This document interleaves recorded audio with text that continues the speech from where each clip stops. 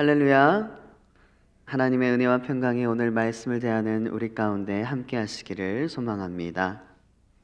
여러분, 손자병법이라고 들어보셨나요? 네, 다 들어보셨지요. 지피지기는 백전불태라고 아주 유명한 병법서입니다. 그 손자병법을 쓴 손무라는 사람은 장수를 세 가지로 분류를 했습니다. 용장, 지장, 그리고 덕장입니다. 용장은 항상 나를 따르라 하고 본인의 출중한 능력을 바탕으로 리더십으로 두둑한 배심을 가지고 용맹과 강한 리더십으로 군사들을 선두에서 이끌어가는 카리스마를 가진 지도력을 가진 그런 유형입니다. 삼국지에서 보면 장비가 되겠지요. 지장은 싸움에 있어서 대처할 상황을 파악하고 예측하고 분석해서 전략을 세우는 전략가라고 할 수 있습니다. 삼국지에서는 제갈량이라고 생각하면 되겠지요. 그런가 하면 덕장은 많은 사람을 따르게 하는 따뜻하고 부드러운 이미지의 소유자로 그 덕성에 감동되어서 많은 지장과 용장들을 우군으로 삼을 만큼 존경받는 지도력을 갖는 사람을 말합니다. 삼국지에서는 유비가 되겠지요. 여러분들이 생각하시기에 오늘 다윗은 어디에 가까운 사람 같습니까? 용장일까요? 지장일까요? 덕장일까요? 아무것도 아닌 것 같습니까?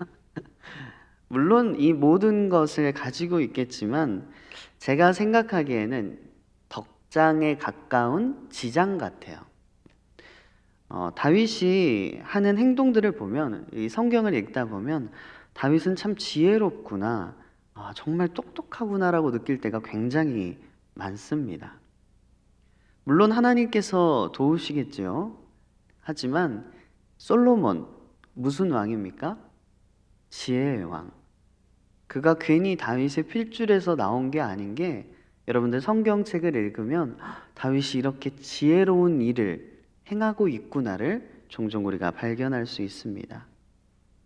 여러분, 뇌과학자와 신경과학자들이 연구를 했대요. 그래서 머리는 80%가 유전이라고 해요.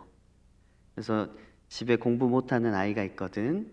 구박하지 마시고 내 머리가 저기로 갔구나라고 생각하시고 이해해 주시면 감사하겠습니다. 오늘 본문에서도 본질을 꿰뚫어 보는 아주 지혜로운 다윗이 보입니다. 그리고 그 지혜는 하나님을 아는 지혜입니다. 이 하나님을 아는 지혜를 부각시키기 위해서 본문에 어리석은 사람들을 등장시킵니다. 명확하게 두 극단에 있는 사람들입니다. 어리석은 자 그 첫 번째는 이스보셋입니다. 1절에 보십시오. 아주 위중한 소식을 들었습니다. 손에 맥이 풀렸고 온 이스라엘이 놀랬다라고 적혀 있습니다. 여러분, 아브넬이 살해당하는 엄청난 일이 일어났습니다. 사울의 집에서 아브넬이 차지하는 권력은 막강했습니다. 이스보셋보다 위일 정도였으니까요. 그러니까 사울의 첩 리스바까지 손을 댔지요.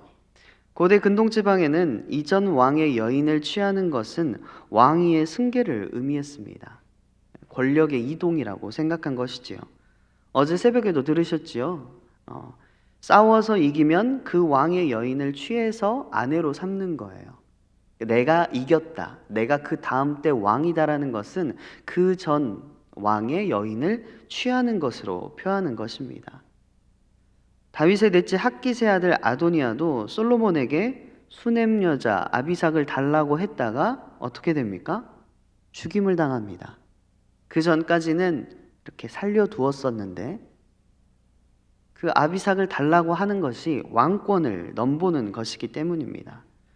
단순히 첩을 원하는 것이 아니라 그 권력을 이동하고 남들에게 보여지기를 나는 그 다음 때의 정당한 왕이 계승자다라는 것을 보여주기 때문에 솔로몬이 강력하게 제재한 것입니다.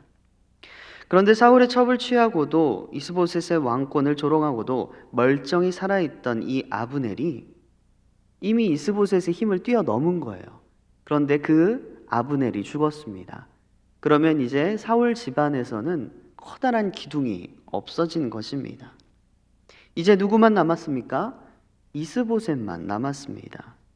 이렇게 위태로운 순간에 오늘 본문 5절에 보니까 그가 침상에서 낮잠을 자는지라라고 되어 있습니다. 본문에 보면 마침 낮잠을 자느니라라고 되어 있어서 어쩌다가 한번 자는 것 같은 느낌을 주는데요. 다른 본문을 찾아보면 다른 번역본에는 마침이라는 단어가 없습니다. 그러니까 그가 낮잠을 잔다. 원문에도 보면 그때에 그가 낮잠을 잔다라고 기록하고 있습니다.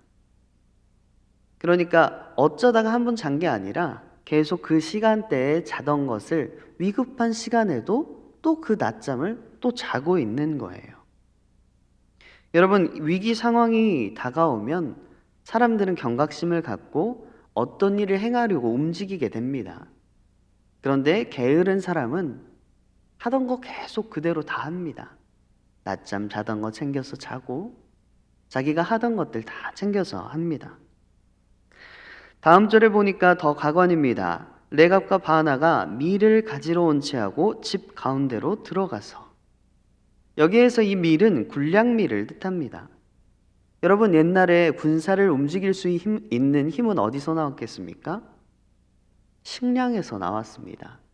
먹을 것이 있어야 급료를 주고 먹을 것이 있어야 군량미로서 그들을 움직이고 계속 유지시킬 수 있었기 때문입니다. 그런데 아무나 집 가운데로 들어가서 군량미를 가지러 왔다 하고 왕의 처소를 마음대로 왔다 갔다 할 수 있는 거예요. 이 상황이 지금 이스보셋이 다스리고 있는 사울의 집의 현실을 보여줍니다. 그 기강이 굉장히 흐트러져 있고 그냥 아무나 왕의 처소 침실에 들어갈 수가 있는 상황인 거예요. 설사 레갑과 바하나가 지위가 높아서 왕의 곳간과 왕의 침실에 드나들 수 있었다 하더라도 여러분, 지위가 높은 사람일수록 왕에 대한 충성도가 굉장히 높아야 됩니다. 왜냐하면 가장 측근에 있기 때문입니다. 이스보셋의 생명을 보호해야 할 정말 높은 직위에 걸맞는 그 사명을 받은 신하들이 오히려 이스보셋을 배반합니다. 이스보셋이 사람을 잘못 쓴 것이지요. 이스보셋은 자기 주위에 어떤 사람을 둬야 될지 모르는 어리석은 사람이었습니다. 위급한 상황에 낮잠을 자는 게으른 사람이었습니다. 신뢰하지 못할 사람을 높은 직분을 줘서 결국 그들의 손에 침상에서 죽고 말았습니다. 여러분, 우리 또한 신앙에 있어서 게으름을 경계해야 합니다. 낮잠. 여러분, 신앙에 있어서 낮잠. 제가 최근에 새가족 성경 공부를 맡고 있는데 낮잠을 자시는 분들이 있더라고요. 새가족 성경 공부가 한 55명 이렇게 가득 찹니다. 굉장히 많이 오세요. 근데 최근 몇 주어간에 이렇게 빈자리가 좀 많이 보였습니다. 여러분, 이 낮잠이라는 것 굉장히 경계해야 합니다. 왜냐하면 그 낮잠이 죽음의 잠이 될 수도 있기 때문입니다. 거기에서 끊겨질 수도 있기 때문입니다. 우리 모두는 하나님께서 언제 오실지 모릅니다. 그런데 내가 낮잠 자고 있을 때, 내가 쉬고 있을 때 하나님께서 오신다면, 하나님 저 잠깐 쉬고 있었는데요, 하나님께서는 물론 사랑으로 받아주시겠지만 그것이 얼마나 부끄러운 일입니까? 두 번째 어리석은 자는 레갑과 바하나입니다. 여러분, 이들이 한 행위는 살인이었습니다. 정당한 겨루기나 전쟁도 아니었고 침실에서 잠든 자신의 왕, 자신의 주인을 죽인 아주 나쁘고 비열한 행동이었습니다. 그런데 8절에 보니까 이렇게 말을 합니다. 보소서 당신의 원수의 머리이니라. 바꿔 말하면 다윗, 당신을 위해서 내가 이스보셋을 죽였습니다. 당신의 원수를 내가 죽여서 여기 가져왔습니다 라고 말을 합니다. 그런데 여기서 그치지 않고 한술 더 뜹니다. 뭐라고 말하냐면 여호와께서 왕의 원수를 사울과 그의 자손에게 갚으셨습니다. 정말 비열하고 악독한 일을 행하고 그것을 누가 행했다고 말합니까? 여호와께서라고 말을 합니다. 어떻게 그 입에 이 여호와께서라는 단어를 붙일 수 있는지 참 보면서도 좀 여러분들도 이거는 참 나쁜 행동을 하고 여호와의 이름으로 그것을 했다고 자기들을 포장하고 과장해서 말하는구나 라고 생각하실 거예요. 여호와께서 자신들을 도구로 사용하셔서 그 일을 행했다고 말합니다. 그들은 스스로 하나님의 정의의 도구가 되었고 하나님의 칼을 찬 일꾼들이 되었다고 자신들의 행위를 포장하고 말합니다. 여러분, 이것이 얼마나 악취가 나는 행동입니까? 하나님께서 얼마나 가증하게 여기시겠습니까? 우리는 이런 레갑과 바하나가 하는 착각에서 벗어나야 합니다. 하나님께서 하나님의 곁에 있을 때에, 하나님의 곁에 내가 있을 때에 내가 하나님의 일을 할 수 있는 것이지, 내가 제멋대로 행동하고 나서 하나님께서 나와 함께 하신다, 하나님께서 행하셨다라고 선포하면 아주 가증한 일이 되어버립니다.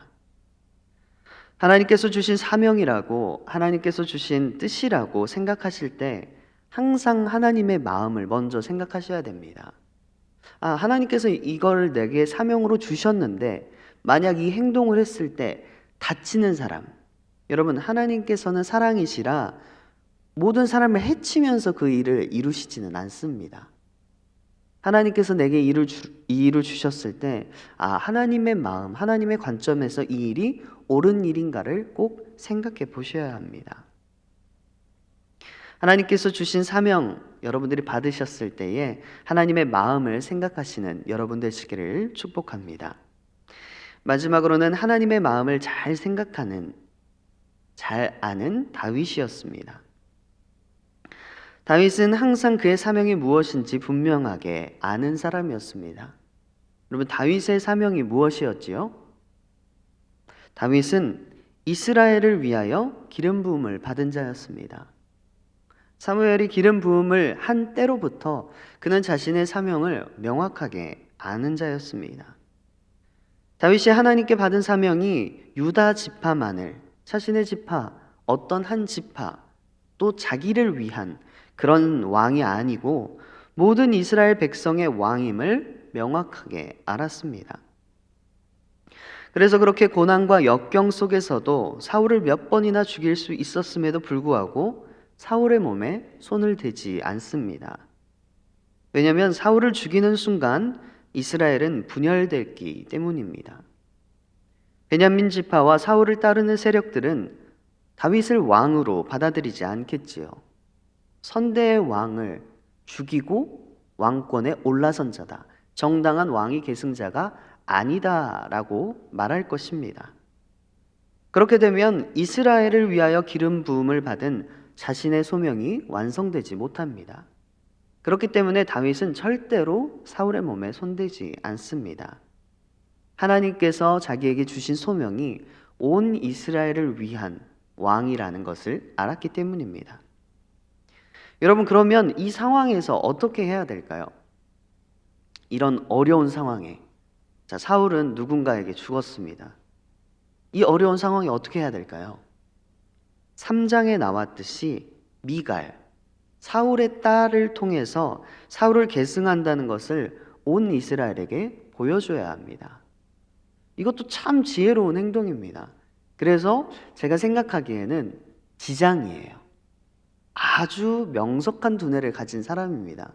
그래서 이렇게 하면 사람들이 볼 때에 내가 사울을 계승하는 것으로 보이고 온 이스라엘의 왕이 될 수 있겠구나가 머릿속에 다 들어있는 사람입니다. 그래서 아브넬이 우리 뭔가 의논해 보자라고 했을 때 바로 누구를 말합니까? 미갈을 말합니다. 그렇게 온 이스라엘을 잘 구슬리고 있던 차에 어떻게 합니까?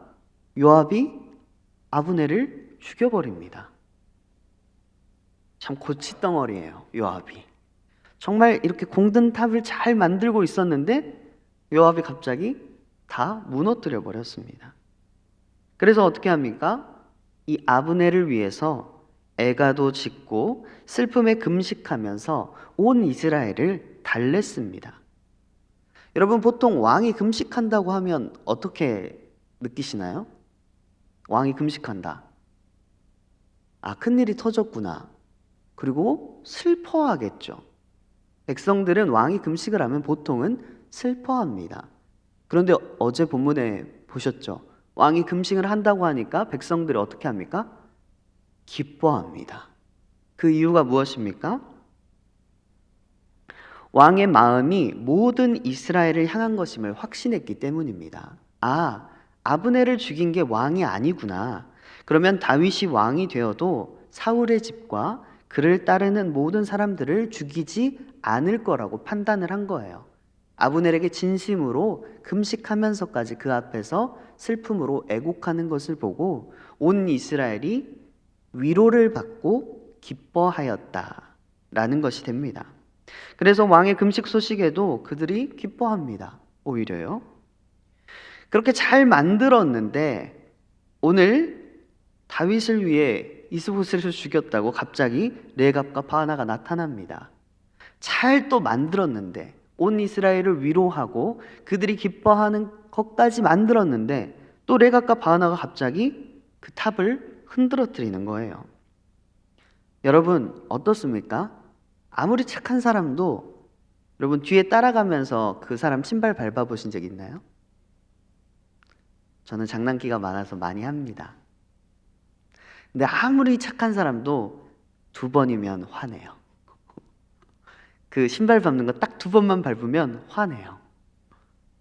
그런데 오늘 그렇게 하고 있는 거예요.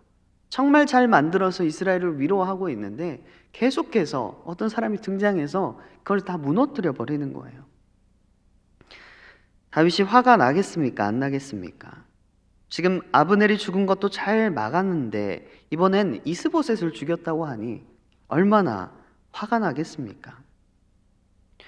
여러분, 다윗처럼 항상 하나님의 마음을 먼저 생각하셔야 됩니다.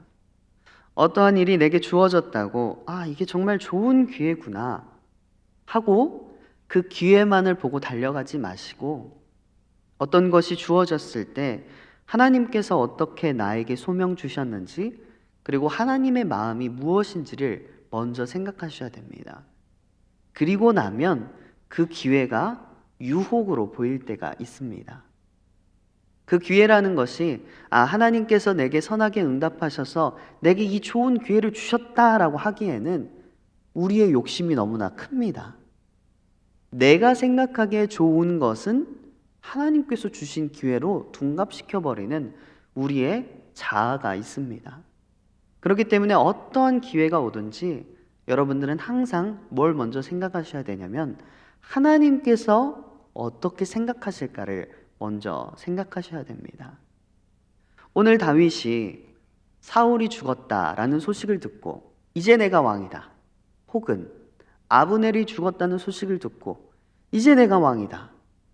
혹은 이스보셋이 죽었다는 소식을 듣고 이제 내가 왕이다. 이렇게 선포했다면 하나님께서 주신 기회구나라고 생각했다면 이스라엘은 어떻게 됐겠습니까? 이스라엘은 하나가 되지 못했을 것입니다. 그럼 다윗도 그의 소명을 완수하지 못했을 것입니다. 하나님의 마음으로 이 모든 기회들, 하나님의 마음으로 모든 사건들을 바라볼 때 하나님께서 우리에게 주신 온전한 사명을 발견할 수 있습니다. 그리고 그 사명을 발견해야만 우리는 하나님의 마음에 합당한 자로 살아갈 수 있습니다. 오늘 여러분들이 다윗과 같이 아주 지혜로운 사람들이 되어서 하나님께 칭찬받는 자녀 모두 되시기를 축복합니다. 함께 기도하시겠습니다. 사랑이 풍성하신 하나님, 감사와 찬양 올려드립니다. 오늘 우리에게 하나님의 말씀을 알게 하시고 깨닫게 하시니 참 감사합니다. 오늘 이스보셋과 레갑과 바하나 같이 어리석은 사람들을 봅니다. 그의 행동이 세상적인 처세술로는 훌륭했을지도 모르겠습니다. 그러나 그들 가운데는 하나님을 아는 지식이 없었습니다. 하나님의 마음을 깨달으려 하지 않았습니다. 오늘 우리 가운데 지혜의 영을 부어주셔서 하나님의 마음을 잘 깨달아 알게 하여 주시옵소서. 다윗의 지혜로움을 봅니다. 그 지혜는 다른 것이 아니고 오직 하나님께서 주신 사명을 잘 이해하고 하나님의 마음을 살펴서 아는 것이었습니다. 오늘 우리도 하나님 앞에서 지혜로운 자녀 될 수 있도록 우리의 삶을 주장하여 주시옵소서. 하나님께서 주신 사명을 잘 이해하게 하시고 하나님의 마음을 잘 살피게 하시고 하나님과 지속적으로 대화하고 교제함으로써 하나님의 마음 알 수 있는 우리들 될 수 있게 하여 주시옵소서. 예물 드리는 손길 있습니다. 받으시고 흠양하여 주시옵소서. 모든 것 주님께 의지합니다. 사랑 많으신 예수 그리스도의 이름으로 기도드립니다. 아멘.